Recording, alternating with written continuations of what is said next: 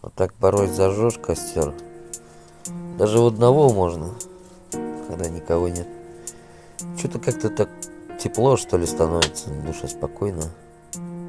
Это вся суета ежедневная настолько надоедает, то что иногда просто хочется как-то внутренне отдохнуть.